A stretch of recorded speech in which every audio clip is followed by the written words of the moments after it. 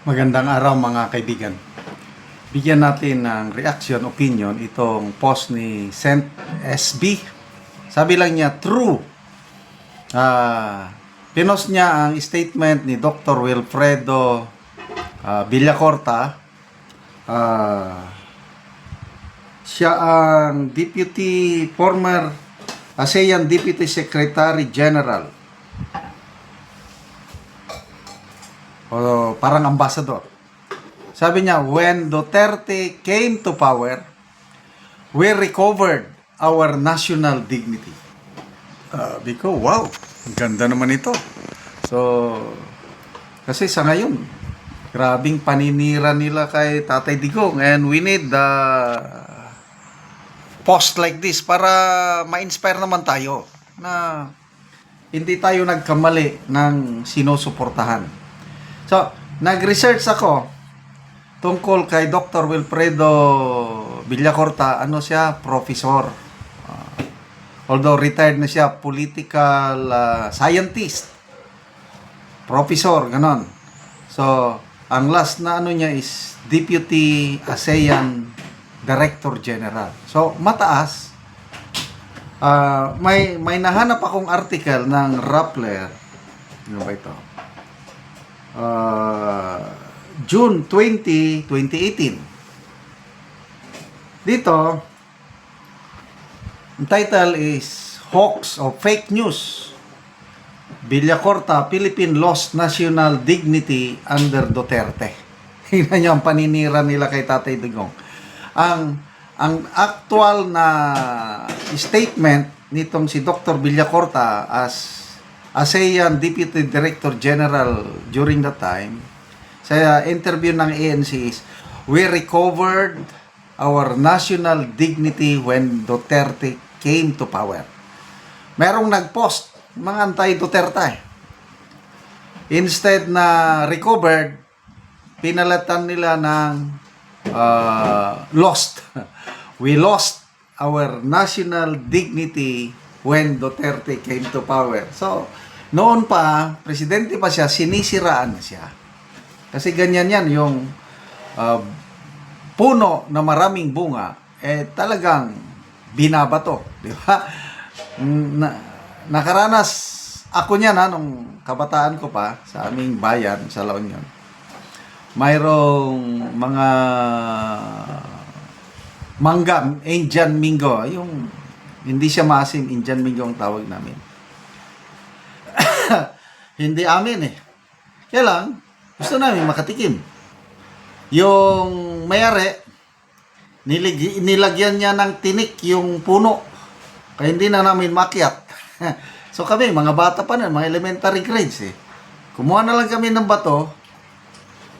Either early in the morning o medyo gabi-gabi na, wala yung may-ari. Binabato namin yung ang daming bunga ng Indian Mingo. Nakakatama kami. Nahuhulog yung bunga. Nakakakuha din, takbo. Ganon yon ang puno na may bunga, binabato. So, noon pa, sinisira na nila itong si Tatay Digong. Up to now, gusto pa nilang sirain. So, nakakatuwa po. Salamat kay retired na ngayon si Dr. Wilfredo Villacorta. When Duterte came to power, we lost our national dignity. When Marcos Jr. came to power, we maintained our national dignity or we lost. Kayo na, bahala. Tingnan nyo sa ASEAN Summit. Umakyat sa stage ang Pangulong Marcos Jr. para i-turn over sa kanyang chairmanship ng ASEAN. Anong ipinakitang litrato? Litrato ni Pangulong Duterte. Anong ibig sabihin nun? Respeto, paggalang kay Duterte. To me, sampal sa muka, nakakaiya sa sitting president. Doon sa katatapos lang na Asia-Pacific Economic Cooperation Summit sa South Korea, halos walang head of state na makipag dialogue bilateral talk sa ating presidente. Hindi siya kinausap ng Big Three. Yung Big Three, US, Russia, and China. Ang Pangulo, namilit pa, nag-cross the line, broke protocol, para lang kamayan ang president ng China. Para sabihin daw na magalang siya. Panahon ni Tatay Digong, sa mga epic summit na ganyan, talagang nakikipag bilateral talk siya, US President Donald Trump noon, Putin, and President Xi. Ganyan katindi ang ating presidente nung kapanahon niya. Talagang there is so much respect.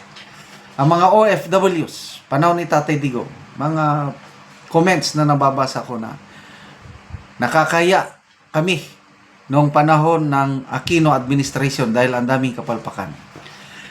Kaya lang pag upo ni PRRD, naibangon ulit ang aming dangal ng mga OFWs dahil ang aming mga amo bilib na bilib sa tapang, sa leadership ni Tatay Digong. Ganon. May nabasa pa nga akong comments isang amo, can we borrow your president? Kahit nagmumura yung presidente natin noon, kaya lang mayroong he commands respect. Sa ngayon, I don't know. Headline news tayo all over the world. Yung talamak na korupsyon. Yung flood control project. Tapos yung rally ng iglesia. 650,000 mega church protest against corruption in the Philippines. Ganon. Headline news lahat yan. And then yung pasabog ni Senator Amy. Akusasyon na gumagamit ng pulburon ang Pangulo and the First Family. Diyan na tayo sikat. So, is there national dignity sa mga news na yan? Kayo na ang husga. Kung have we maintained, basta agree ako, panahon ni PRRD, we have recovered our national dignity. Marcos Jr., we have maintained or lost our national dignity. Salamat mga kaibigan sa inyong pagsubaybay sa ating channel. Nakakatulong kayo ng maigi sa tribong Talandig ng Bukidnon dahil ang income natin sa channel na ito is pantulong po sa tribo. Namimigay tayo ng libreng yero at pako para makapagpatayo sila ng mas maayos na tirahan. Panoorin nyo ang video na ito. Ug karon mo na ang matagaan si Kuya Ogiero kay makatupsiya.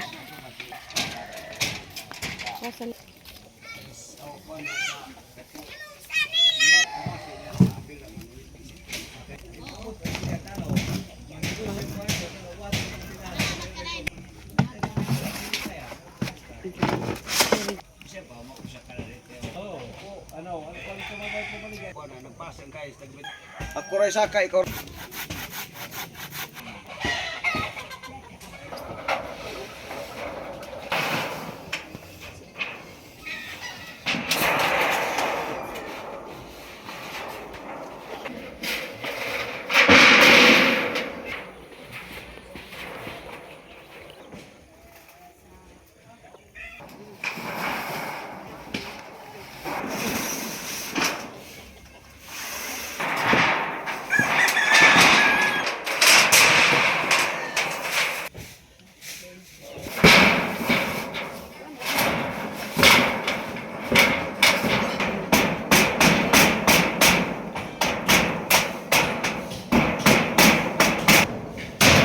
Nahuman na gyud ang balay nila Kuya Ate.